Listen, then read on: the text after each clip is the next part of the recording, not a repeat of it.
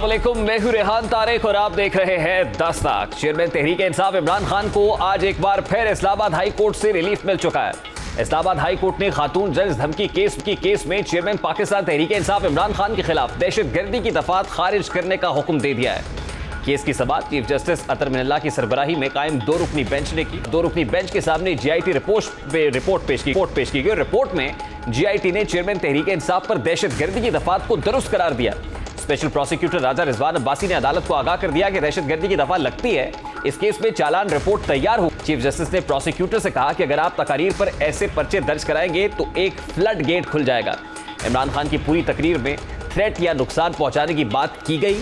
क्या आईजी या डीआईजी ने कोई कंप्लेंट फाइल की है? प्रोसिक्यूटर ने कहा कि ये अल्फाज साबिक वजीर आजम के हो सकते हैं, मुस्तकबिल के भी वजीर आजम हों, उनकी जानिब से इस्तेमाल किए गए। पुलिस और जजेस के हवाले से भी थ्रेट किया गया।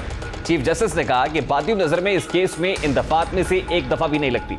दहशतगर्दी के मुकदमा इंदराज का गलत इस्तेमाल तो होता रहा है। जब आप कहते हैं तकरीर के अलावा तफ्तीश में कुछ नहीं आया तो डिजाइन तो खत्म हो गया। आपने खुद तस्लीम किया है कि तकरीर के अलावा उनके खिलाफ कुछ नहीं है, जिसके बाद इमरान खान के खिलाफ दहशतगर्दी की दफात खत्म करने का फैसला सामने आया।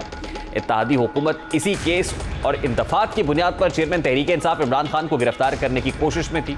अदालती फैसले के बाद हुकूमत के प्लान और धचका जरूर लगाए, क्योंकि वफाकी वज़ीर दाखिला काफ़ी बार ये कह चुके हैं कि हुकूमत की कोशिश है कि इमरान खान की इस मुकदमे में जमानत कैंसिल हो ताकि उनको अहाता अदालत से गिरफ्तार किया जा सके। दूसरी जानिब इस केस का फैसला सामने आने के बाद से हुकूमती इत्तेहाद के खदशात बढ़ गए हैं। हुकूमत ने शामिल सीनियर तरीन रहनुमा बार बार इन खदशात का इजहार कर चुके हैं कि इमरान खान लाडला है, जिसको पसे पर्दा कुछ अफराद की सपोर्ट हासिल है।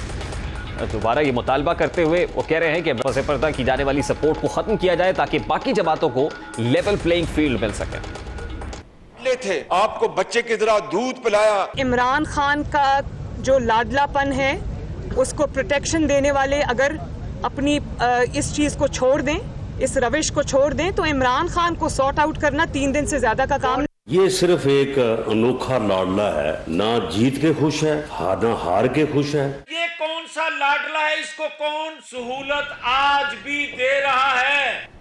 अब दहशतगर्दी की दफात के तहत दर्ज मुकदमे को तो खारिज कर दिया गया है, यानी इमरान खान पर से गिरफ्तारी का खतरा टल गया है, लेकिन अभी तक नाअहली की तलवार उनके सर पर लटक रही है। यानी एक और दरिया का सामना था मुनीर मुझको, मैं एक दरिया के पार उतरा तो मैंने देखा। आज इलेक्शन कमीशन में कौमी असम्बली के स्पीकर राजा परवेज अशरफ की जानिब से साबिक वजीर आजम और पाकिस्तान तहरीक इंसाफ के चेयरमैन इमरान खान के खिलाफ दायर करदा तोशा खाना नाअहली रेफरेंस पर समाअत हुई, जहां दोनों जानिब के दलाइल सुनने के बाद इलेक्शन कमीशन ने केस का फैसला महफूज कर लिया। फॉरेन फंडिंग केस में पाकिस्तान तहरीक इंसाफ को तफसीलात जमा कराने के लिए 6 हफ्तों की मोहलत मिल गई है। चेयरमैन तहरीक इंसाफ इमरान खान पर से गिरफ्तारी का खतरा तो टला है, मगर उन पर नाअहली की तलवार ताहाल बरकरार है। अब इसमें क्या फैसला होता है यकीनन ये तो वक्त ही बताएगा। एक जानिब चेयरमैन पीटीआई को तमाम अतराफ से रिलीफ मिलता दिखाई दे रहा है, दूसरी जानिब हुकूमत की मुश्किलात बढ़ती नजर आ रही है। बदएतमादी की फजा परवान चढ़ रही है। हुकूमत नवंबर में अहम तैनाती करने पर अटल है और बुनियादी तौर पर यह मैंडेट उन्हें आईने पाकिस्तान भी देता है। लंदन में नवाज शरीफ और वज़ीर आज़म शहबाज शरीफ की मुलाकात में भी इस अहम तैनाती पर और इलेक्शन पर बात हुई। इस वक्त आइंदा आम इंतखाबात मुकर्ररा वक्त पर कराने पर फैसला किया गया है और तैनाती के हवाले से वाज़ेह पैगाम दिया गया है कि अपने मुकर्ररा वक्त पर वज़ीर आज़म शहबाज शरीफ इत्तेहादियों से मुशावरत के बाद और कवायद व ज़वाबित के तहत करेंगे, जिसका इजहार वज़ीर दिफा ख्वाजा आसिफ ने लंदन में मीडिया से बात करते हुए किया। वो क्या कह रहे थे, एक झलक आपके सामने रखता हूं। ये बात जो है अभी तकरीबन 2 महीने से ज़ायद दूर है। मेरा तजर्बा है ये आखिरी 15-20 रोज़ में ये मौजू जो है वज़ारत दिफा और GHQ जो है वो प्राइम मिनिस्टर के साथ जो है उनका ये सिलसिला शुरू होता है और वो 2 हफ्ते में जो है निपट जाता है। तो इसमें जल्दी जो है वो ज़्यादा जो है वो इसकी एंग्जाइटी जो है या इसकी परेशानी जो है वो ना किसी इदारे को है, हुकूमत को कतई तौर पर परेशानी नहीं है। पाकिस्तान में ये एक ऐसी रस्म है, ये एक ऐसा मरला है जो हर 3 साल के बाद आता है, एक रूटीन का मामला है, हो जाएगा इंशाल्लाह ताला नवंबर में। परेशानी है सिर्फ इमरान खान को। पीडीएम के सदर और हुकूमत के अहम तरीन इत्तेहादी मौलाना फजलुर रहमान की जानिब से भी पीटीआई की डिमांड पर सख्त रद्द-ए-अमल सामने आया। कुछ दिन कबल जब इमरान खान एक्सटेंशन और जल्द इलेक्शन की बात कर रहे थे तो उसके जवाब में मौलाना फजलुर रहमान ने प्रेस कॉन्फ्रेंस की और चेयरमैन पीटीआई से सवाल किया, हैसियत में ऐसी डिमांड कर रहे हैं, वो ना तो हुकूमत में है ना ही अपोजिशन में है। तमाम तर तकर्रुनियां और इलेक्शन कराने या ना कराने का फैसला हुकूमत का मैंडेट है, ये फैसला आप नहीं बल्कि हम करेंगे। हुकूमत को मजीद टाइम नहीं दे सकता, अलग टाइम चाह वक्त है, तुम्हें तो हमने हटाया है, तुम्हारा टाइम तो हमने ले लिया है, तुम्हें हमें क्या टाइम दोगे या नहीं दोगे? अब इलेक्शन तुम्हारी मर्जी से होंगे? नहीं होंगे, इलेक्शन हमारी मर्जी से होंगे। ख्वाजा आसिफ की प्रेस कॉन्फ्रेंस और लंदन में नवाज शरीफ और शहबाज शरीफ की मुलाकात पर तहरीक इंसाफ की जानिब से शदीद किस्म के एतराज़ात उठाए जा रहे हैं। पाकिस्तान तहरीक इंसाफ के रहनुमा फवाद चौधरी ने नए आर्मी चीफ की तैनाती के हवाले से नवाज शरीफ की मुदाखलत पर सवाल उठाया और कहा कि मुस्लिम लीग नून के कायद मुजरिम है और एक मुजरिम कैसे आम अपॉइंटमेंट कर सकता है। फवाद चौधरी ने फौज से मुदाखलत की दरखास्त करते हुए कहा कि यह मामला पाकिस्तान तहरीक इंसाफ से ज्यादा फौज के लिए बाइस तशवीश है। फवाद चौधरी की तनकीद के बाद मरियम नवाज अपने वालिद के दिफा में सामने आई और उन्होंने भी ट्वीट करते हुए नाम लिए बगैर तहरीक इंसाफ को वाज़ेह पैगाम दिया। उनका ट्वीट में कह रहा था कि नवाज शरीफ के मुखालिफिन ने उनके खिलाफ जुल्म व इंतकाम की हर हद पार कर ली है, उन्हें मिटाने के लिए कोई कसर नहीं छोड़ी, मगर मुखालिफिन की इससे बड़ी सजा और क्या होगी कि वो अपनी जीती आंखों से उसी नवाज शरीफ को एक बार फिर पाकिस्तान का सियासी नक्शा तरतीब देते हुए देख रहे हैं। एक जानिब तहरीक इंसाफ मुख्तलिफ तरीकों से हुकूमत पर जल्द इलेक्शन और अहम अपॉइंटमेंट ना करने के लिए दबाव डाल रही है, वहीं हुकूमत जल्द इलेक्शन कराने के लिए किसी भी तौर पर राजी नहीं है। मुस्लिम लीग नून समेत हुकूमत में शामिल तमाम जमातों को किसी भी तौर पर जल्द इंतखाबात सूट नहीं करते, क्योंकि मुश्किल फैसलों के बाद बढ़ती महंगाई और अवामी गमो गुस्से को काबू करने के लिए उन्हें कुछ वक्त दरकार है। वो चाहते हैं कि इलेक्शन मुकर्ररा मुद्दत पर ही हो ताकि वो मुल्क के बिगड़ते हालात में कुछ बेहतरी ला सकें और इस काबिल हो सकें कि दोबारा अवाम के पास जाकर मौसर इंतखाबी मुहिम चला सकें।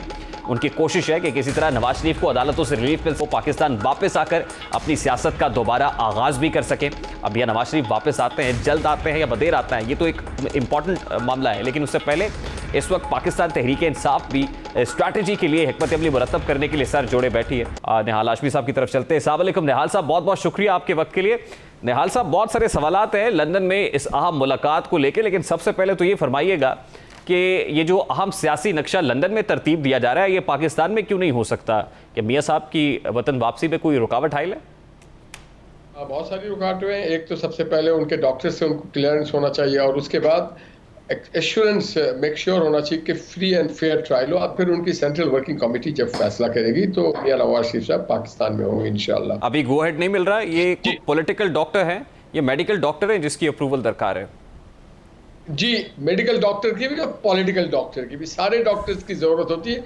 आप अगर डॉक्टर के मशवरे के बगैर अगर आप दवाई इस्तेमाल कर लेते हो कई वक्त में नुकसानदेह होता है। मेरा बड़ा सादा सा सवाल है, क्या वजह है ग्रीन सिग्नल नहीं मिल रहा पॉलिटिकल डॉक्टर की तरफ से? देखिए, पाकिस्तान में जो पॉलिटिकल सिनेरियो है वो बहुत ही डिस्टर्ब्ड है।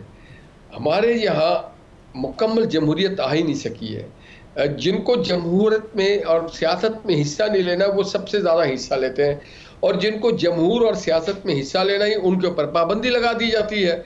ये सबसे पहले तो वो एक उनको डिस्क्वालीफाई किया हुआ। आप देखिए क्या तेज़ी, मियां नवाज शरीफ एक क्लियर वन पॉइंट एजेंडा कहते हैं कि जिसका जो काम है, जिसका जो डोमेन है वो काम करे।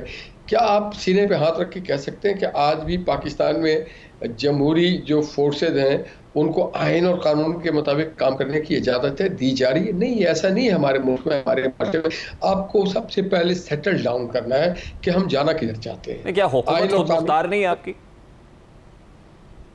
माजी की कौन सी हुकूमत खुद मुख्तार थी? नहीं, आपकी हुकूमत के हाथ बंधे हुए हैं, क्योंकि आज तो 13 जमातों का इत्तेहाद है।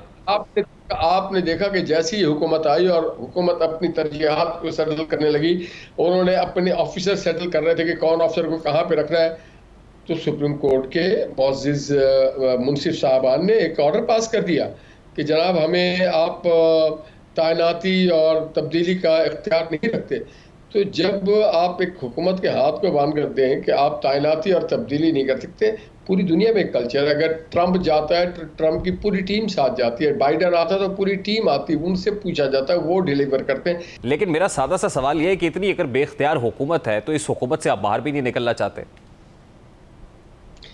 देखिए, हम बेख्तियारी को इख्तियार में तब्दील करना चाहते हैं। वो फन जानता है मोहब्बत, वो कैसे होगा? इसीलिए मोहब्बत, यही तो बात है कि जब नवाज शरीफ साहब वजीर आज़म होते हैं तो वो बता देते हैं कि हर कोई अपने मुकाम पे रहे और अपने फ़राइज़ अदा करे। नहीं निहाल साहब, आप FIA में तो ट्रांसफर पोस्टिंग्स कर नहीं सके, आप इंपॉर्टेंट अपॉइंटमेंट्स की बात कर रहे हैं। जी, हम सब करेंगे इंशाअल्लाह ताला। आप लोगों का साथ हुआ, इस मुल्क के आवाम के साथ हुई तो होगा। ये मुल्क किसी करप्ट ऑफिशियल्स के लिए तो नहीं बनाया गया। नहीं, देखिए मैं नहीं कह रहा, ये आप खुद ही कह रहे हैं कि हुकूमत बेइख्तियार है, जब आए तो आपके हाथ बांध दिए गए। बिल्कुल ठीक है, हमने देखा भी ट्रांसफर पोस्टिंग्स नहीं कर सके आप, लेकिन इतनी इंपॉर्टेंट अपॉइंटमेंट ऐसी हुकूमत से तवक्को रख सकते हैं वो करेगी? कौन सी इंपॉर्टेंट अपॉइंटमेंट? हम सारे अपॉइंटमेंट करेंगे जो आइन ने हमें इख्तियार दिया। तो आपके पास इतना मैंडेट और इख्तियार है आज? जो लोग हलफ उठाते हैं और जिनका मैंडेट होता है कि वो सियासी काम नहीं करेंगे बल्कि सियासी हुकूमत के अहकामात को अमली जामा पहनाएंगे, वो लोग बदकिस्मती से सियासी काम करना शुरू हो जाते हैं और वहाँ वो अपने जो ओथ होता है उसको वायलेट करते हैं। वो FI हो, पुलिस हो, डिस्ट्रिक्ट मैनेजमेंट हो, फौज हो, अदलिया, कहीं पर भी जो लोग वायलेट करते हैं। देखिए, कायदे ने बड़ा दो टोक बड़ा क्लियर कट कहा था कि कब आपने ऑर्डर्स नहीं मानने और कब आपने आइन और कानून के ताबे रहना है। तो लोग आइन कानून के ताबे नहीं रहते। चले मुझे ये बताएं निहाल साहब, आपके ऊपर अभी कोई प्रेशर है? नहीं, मेरे पर कोई प्रेशर नहीं, आपकी हुकूमत पर प्रेशर है अपॉइंटमेंट को लेके कि इससे पहले आपने इलेक्शंस कराने हैं? हम प्रेशर, वो मोहम्मद नवाज शरीफ उनका नाम है, हमारी पार्टी इसको प्रेशर नहीं लगी। आई एम सॉरी टू से। मियां मोहम्मद नवाज शरीफ तो prime minister of the country नहीं है। अभी आपने कहा कि कॉन्स्टिट्यूशनल राइट तो प्राइम मिनिस्टर का है, जो है शहबाज शरीफ। जी, मैं समझता हूं कि शहबाज शरीफ साहब अपने पावर को एक्सरसाइज करेंगे, बड़ा प्रॉपरली करेंगे। लेकिन शहबाज शरीफ साहब पर दबाव है? कौन डाल सकता दबाव? प्राइम मिनिस्टर पे? इमरान खान का दबाव? नहीं, मुझे हंसी आ रही। इमरान खान के दबाव को अब तो दुकानदार नहीं कबूल करते हैं, रिक्शा वाला नहीं। वो दबाव मियां नवाज शरीफ का भी हो सकता है शहबाज शरीफ साहब पे? नहीं, कोई प्रेशर नहीं है। देखिए, as I have told you कि जो हमारे DGI स्पायर ने कह दिया, उसके बाद तो बड़ा ऑब्वियस और क्लियर हो गया। जो हमारे सीनियर मोस्ट जनरल्स होंगे उनमें से किसी एक साहब को जनरल बनाया जाएगा, क्योंकि बाजवा साहब ने तो कैटेगोरिकली कह दिया कि मैं अब एक्सटेंशन नहीं लूंगा। नहीं, दबाव से मुराद ये है कि नवाज शरीफ साहब का भी कोई प्रेशर है लंदन से? देखिए, दबाव तो पूरा मुल्क देता है। हर कोई अपने अपने हकूक के लिए दबाव डालता है और दबाव में रहना चाहिए और दबाव लेना चाहिए प्राइम मिनिस्टर को। अगर आप दबाव नहीं लगे तो ना आपके सैलाब के मसाइल हल होंगे। एक जिम्मेदारी का नाम है दबाव। नहीं, नवाज शरीफ साहब किन हुकूक के लिए दबाव डाल रहे हैं प्राइम मिनिस्टर के ऊपर? कि अवाम को रूल ऑफ लॉ के तहत तमाम हुकूक मिलना चाहिए, महंगाई का खात्मा होना चाहिए। जो माजी में IMF से गलत मुआहदे करके गए इमरान खान की PTI गवर्नमेंट ने, वो ऑब्वियसली हमें भुगतना पड़ रहा है। और ये तो दबाव है ना कि जितनी जल्दी हम अपने लोगों की ज़िंदगी में बेहतर ला सकें। कौन चाहेगा कि हमारी सियासी साख मुतासिर हो? तो मैं समझता हूँ इस तरह का दबाव मुझ पे भी है, आप पे भी है, प्राइम मिनिस्टर पे भी है। तो प्राइम मिनिस्टर के ऊपर यह दबाव भी है नवाज शरीफ साहब की तरफ से कि उनके आने के लिए कोई राह हमवार की जाए, या अगर ये करना ही है अगले महीने कोई इंपॉर्टेंट डिसीजन करना ही है तो एट व्हाट कॉस्ट? कोई कीमत भी उस हवाले से कोई डिसाइड हुई है? इंपॉर्टेंट डिसीजन होगा पाकिस्तान के बेहतरी के लिए।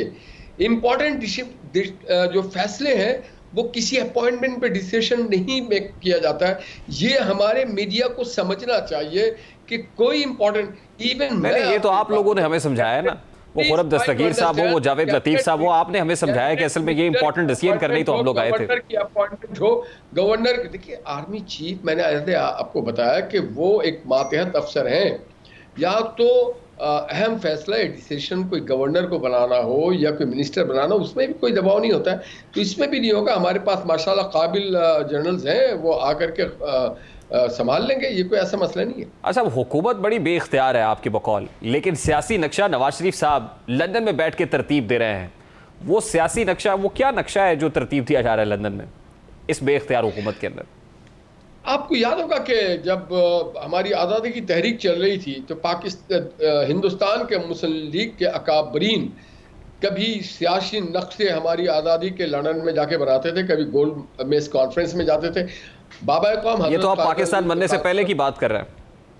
तो भाई, पाकिस्तान बनने के बाद भी दुनिया में हर जगह आपको मैंने आपको बताया कि आप कहीं भी रहें, अपने मुल्क के लिए आप फाल रहें, जिम्मेदार रहें। आज इसका मतलब हमारे फैसले लंदन में होंगे निहाल साहब? हमारे फैसले यहाँ होते हैं। आप दुनिया की किस फजाओं में करें, क्या हमारे फैसले सऊदी अरब में नहीं होते रहे? क्या हमारे फैसले, अगर हम अमेरिका में जा रहे हैं एक काम करने के लिए, UN सेक्रेटरी जनरल से मिलने जा रहे हैं, UN जनरल असेंबली को एड्रेस करने जा रहे हैं, तो हम वहाँ फैसला करके नहीं आते? हम रशिया में जाके मुआहदा करके नहीं आते? हम चाइना में जाके बीजिंग में मुआहदा करके नहीं आते? लेकिन मार्बल आर्च हसन नवाज साहब के दफ्तर में बैठ के पाकिस्तान का सियासी नक्शा बन रहा है। एक मिनट सुन ले, भुट्टो साहब ने 90,000 फौज की वापसी का फैसला शिमला में नहीं किया था? तो फैसले तो आप कहीं भी कर सकते नहीं, हैं। लेकिन मुल्क के वो मुफाद- स्ट्रेटेजिक नौयत के फैसले थे। ये किस नौयत का फैसला है जो लंदन में बैठ के हो रहा है? नहीं। आप रशिया में बैठ के मुआहदा नहीं करते तजारती या गैस के लिए? सर, आप रशिया कतर में बैठ के तो मुआहदा नहीं व्लादिमीर करते, पुतिन से आप तुर्की में बैठ के मुआहदा करते हैं ना। नहीं करते, आप IMF के साथ बैठ के मुआहदा नहीं करते। IMF के साथ बैठ के मुआहदा करना वो एक कंट्री टू कंट्री या ऑब्वियसली इंटरनेशनल क्रेडिटर्स है, उनके साथ मुआहदा हो रहा है। ये शहबाज शरीफ साहब अपने बड़े भाई के साथ बैठकर क्या मुआहदा कर रहे हैं? मेरे प्यारे भाई, वो भी मुल्क की बेहतरी के लिए आप जाके करते हैं ना, कोई भी मुआहदा कहीं भी करते हैं, ये आप जहन से निकाल दें। अच्छा, यहाँ क्या मुआहदा हो रहा है? या शहबाज शरीफ साहब ने कोई मुआहदा साइन किया है नवाज शरीफ साहब से? किसने? ये शहबाज साहब ने नवाज साहब से कोई मुआहदा साइन किया? तो ये जो हम जाते हैं, कभी रशिया, कभी अमेरिका, कभी चाइना, कभी कतर, कभी सऊदी अरब, हर बार तो मुआहदा नहीं होता ना, इनिशियल टॉक्स होता है ना। आप मुल्क के मफाद के लिए अगर नहीं, शहबाज साहब कोई नवाज शरीफ साहब से कोई गैस पाइपलाइन के मुआहदे पर दस्तखत करने के लिए गए थे, कोई बेल आउट पैकेज लेने के लिए गए हैं, कोई सस्ता तेल लेने के लिए गए नवाज शरीफ साहब से? जी देखिए, बुनियादी तौर पे वो गए मलका बरतानिया के आखिरी रसूमात में, और जब वहां गए तो वहां पे पार्टी के जो कायद हैं वहां पे थे, उनसे भी मुलाकात की, पाकिस्तानी कम्युनिटी से भी मिल लिए, पाकिस्तानी सहाफियों से भी मिल लिए। तो ये इसमें बुराई क्या? नहीं, आप ही बता रहे हैं कि सियासी नक्शा तरतीब दिया जा रहा है। मैं तो वो समझना चाह रहा हूं कि क्या है वो सियासी पॉलिटिकल मैनिस्क्रिप्ट है क्या? मैंने कभी नहीं कहा सियासी नक्शा तरतीब दिया जा रहा है। मरियम नवाज साहिबा का ट्वीट है। नहीं, देखिए, सियासी जब तक ये मियां नवाज शरीफ ना कहें, आप इस बात को प्लीज, ये इसको बोलते प्रोपेगेंडा, एक कैंपेन, ये ना करें। ये हो सकता है कि मरियम बीबी कुछ और कहे, या मरियम बीबी वो बात ना करे जो नवाज शरीफ साहब ना करते हो। नहीं, मरियम बीबी वही बात करती है, मियां नवाज शरीफ साहब जो बात करते हैं। आप अपने मुल्क के मफाद में जब आप भी बाहर जाते हैं, दो पाकिस्तानी आपस में मिल बैठते हैं, तो क्या बुरी बात करते हैं? पाकिस्तान के हक में बात करते हैं तो क्या बुरी बात करते हैं? वो दो पाकिस्तानी बैठ के कम से कम हम जाएंगे तो कुछ सियासी नक्शा तो तरतीब नहीं दे रहे होंगे, ना कोई कॉन्स्पिरेसी कर रहे होंगे। सियासी नक्शा तरतीब? हाँ, मरियम नवाज साहिबा का ट्वीट है, अगर आप कहें तो मैं पढ़ के सुना देता हूँ आपको। सुन लेना हुजूर, माजी में मोहतरमा बेनज़ीर साहबा और मोहम्मद नवाज शरीफ साहब ने इनिशियली पाकिस्तान के मुस्तकबिल के जो ख्यालात और सियासी। बहुत बहुत शुक्रिया। निहाल हाशमी साहब हमारे साथ मौजूद थे, माजी के कुछ नज़ायर पेश कर रहे हैं। वो चार्टर ऑफ डेमोक्रेसी भी उनको याद होगा, उस वक्त एग्ज़ाइल की बातें भी वो कर रहे हैं। लेकिन सवाल बड़ा सादा सा है कि ना आज मुल्क में मार्शल लॉ नाफिज है, आज एक डेमोक्रेटिक गवर्नमेंट है और वो गवर्नमेंट भी आपकी अपनी है, और ना ही मियां नवाज शरीफ साहब को जलावतनी काट रहे हैं। ब्रेक लेते हैं, ब्रेक लेंगे, ब्रेक के बाद वापस आएंगे और पंजाब में क्या हो रहा है और फिर पाकिस्तान तहरीक इंसाफ के कैंप में इस वक्त क्या खिचड़ी, इस ब्रेक के बाद।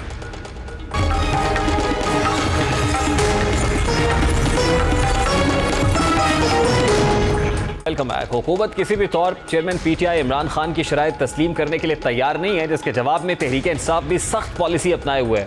चेयरमैन PTI बारहा इस बात का इजहार कर चुके हैं कि अगर जल्द इलेक्शन ना कराए गए तो वो एक बार फिर इस्लामाबाद का रुख करेंगे और ताकत के जोर पर अपनी बातें मनवाएंगे।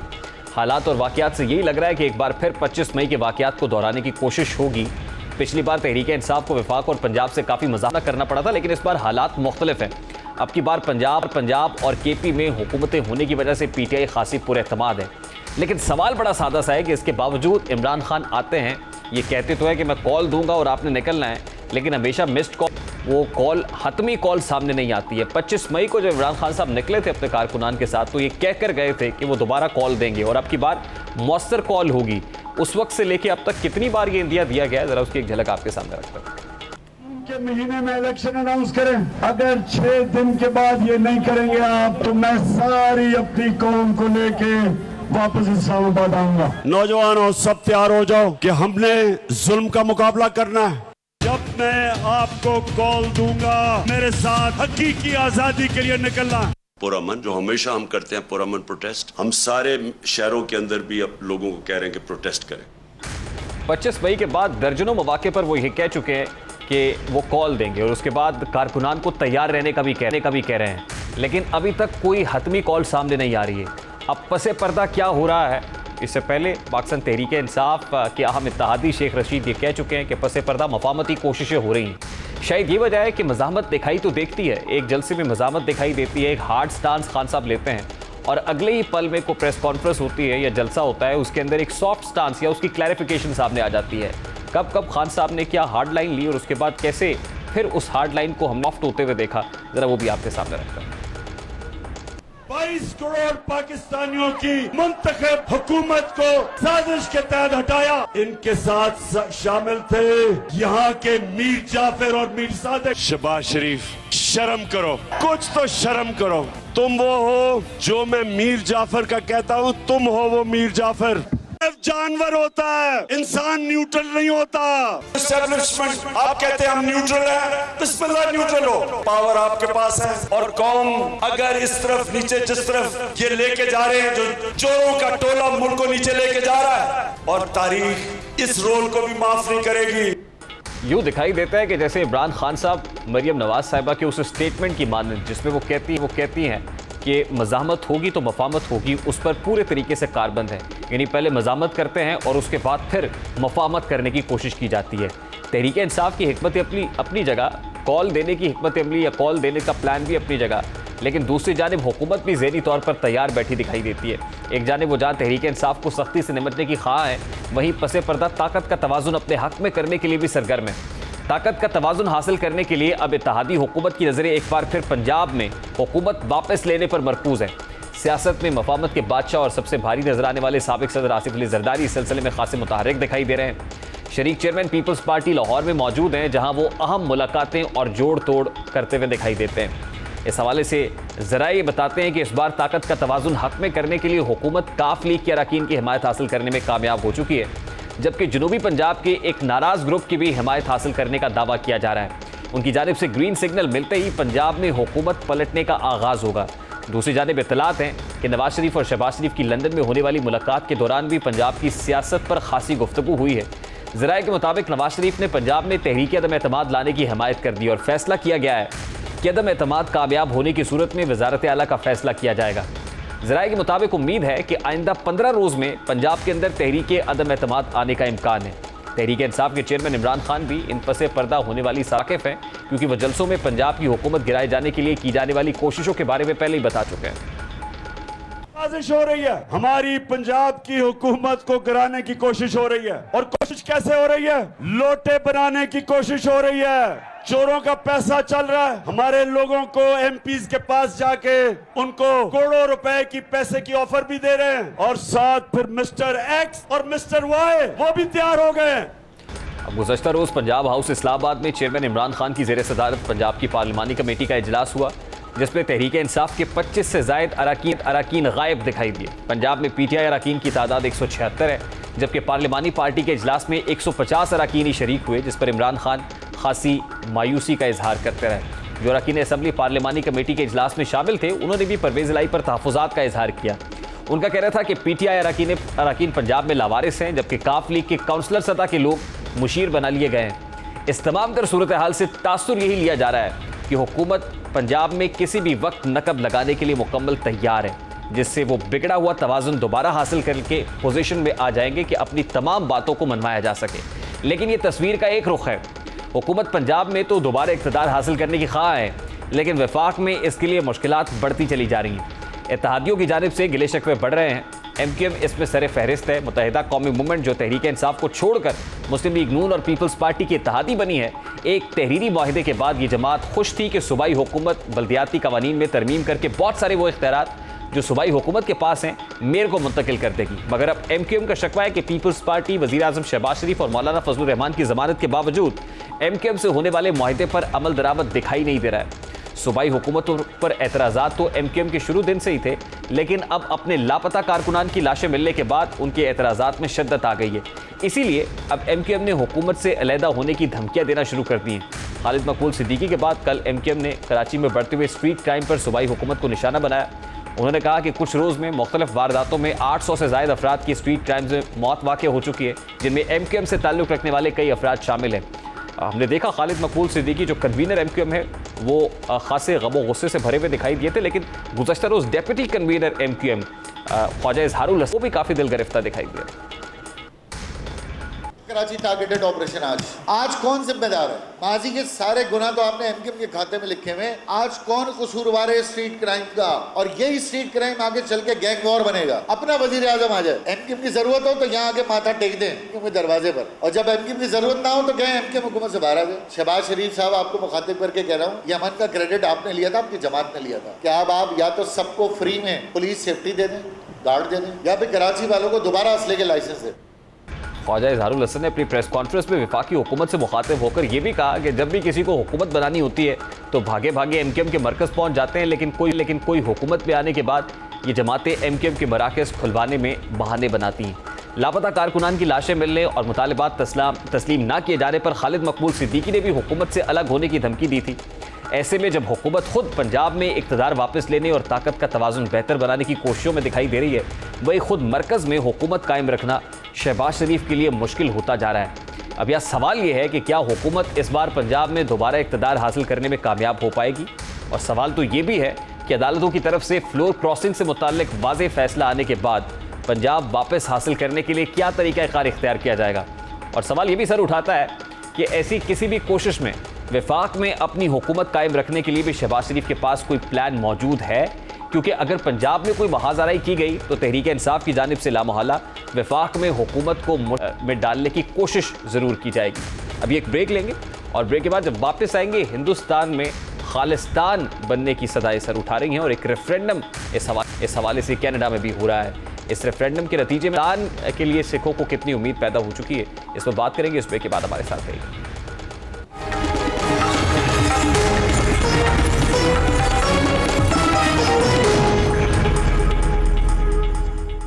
अब एक जानिब भारत सेकुलर होने का दावा करता है तो दूसरी जानिब वहां अक़लियतों खुसूसन मुसलमानों और सिखों के साथ जो सलूक बरता जाता है वो शायद नाजी दौर में यहूदियों के साथ भी नहीं बरता गया था। भारत में किसानों ने मोदी हुकूमत की गलत पॉलिसियों पर एहतजाज किया, तब भी भारत ने उनकी तहरीक को दबाने के लिए ओछे हथकंडों का इस्तेमाल किया।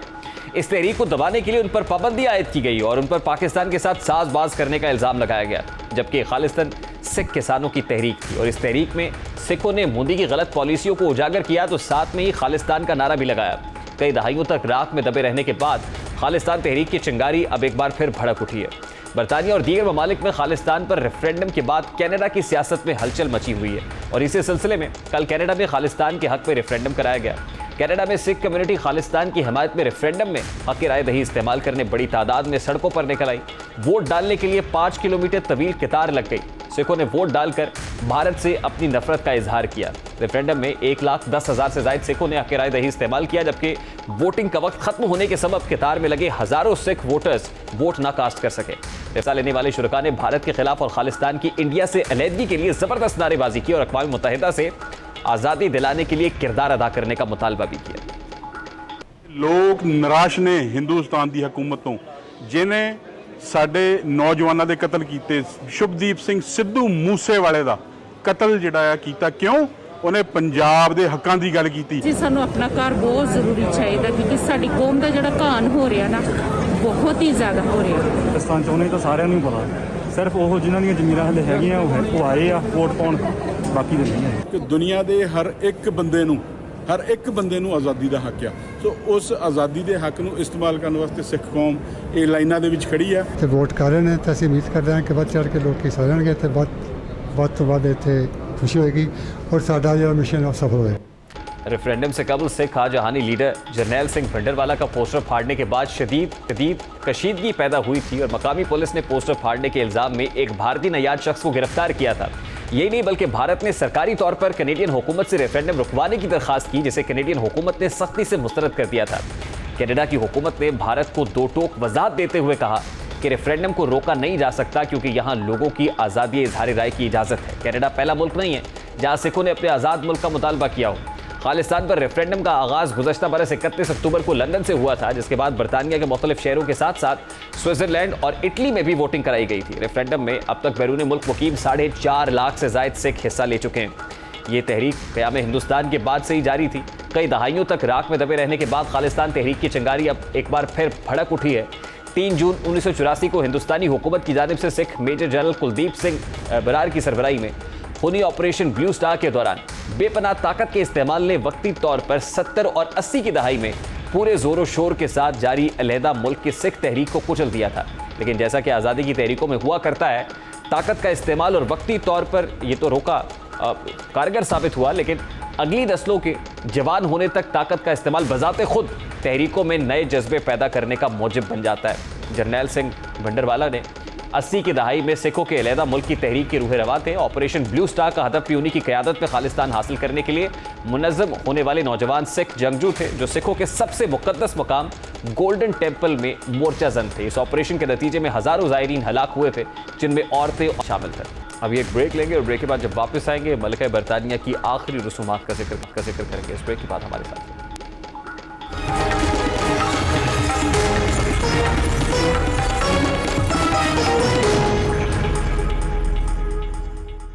बरतानिया पर 70 बरस तक हुक्मरानी करने वाली मलिका एलिज़ाबेथ दोम की आखिरी रसूमात आज अदा की जा रही हैं। बरतानिया में आज जज्बात और शाही शान शौकत से भरपूर तकरीब का दिन है, जिसका आखिरी मुजाहरा 60 साल कबल बरतानवी वज़ीर आज़म विंस्टन चर्चिल के रियासती जनाजे में हुआ था।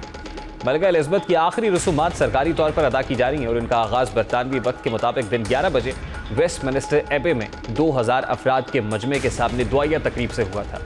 दुआया तकरीब के बाद मलिका का ताबूत वेस्टमिनिस्टर एबे से लंदन की हाइड पार्क कॉर्नर में वाक़े विलिंगटन आर्च ले जाया जा रहा है, जहाँ से उन्हें विंडसर कासल मुंतकिल किया जाएगा और वहाँ के गिरजा घर में दुआ के बाद उन्हें सुपुर्द खाक किया जाएगा।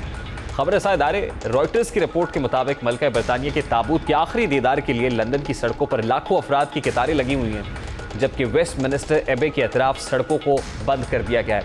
आज जहानी मलिका की बात को टीवी चैनल्स पर भी बराह रास्त दिखाया जा रहा है और दुनिया भर के जो बड़े बड़े लीडर्स हैं वो भी इस मौके पर वहाँ पर मौजूद हैं, जिनमें वज़ीर आज़म शहबाज शरीफ भी हैं। मलिका बरतानिया के बाद अब शाह चार्ल्स से बहुत सारी उम्मीदें हैं, क्योंकि बरतानिया के अंदर कॉन्स्टिट्यूशनल मोनार्की है कि जहाँ बहुत सारी पॉलिसीज़ का तसलसल देखने को मिलेगा, वहीं कुछ नए पॉलिसी शिफ्ट्स भी दिखाई देंगे। प्रोग्राम का वक्त अपने किताब को पहुँचा, आपसे मुलाकात होगी इंशाल्लाह कल। तक खैर, अल्लाह हाफ़िज़।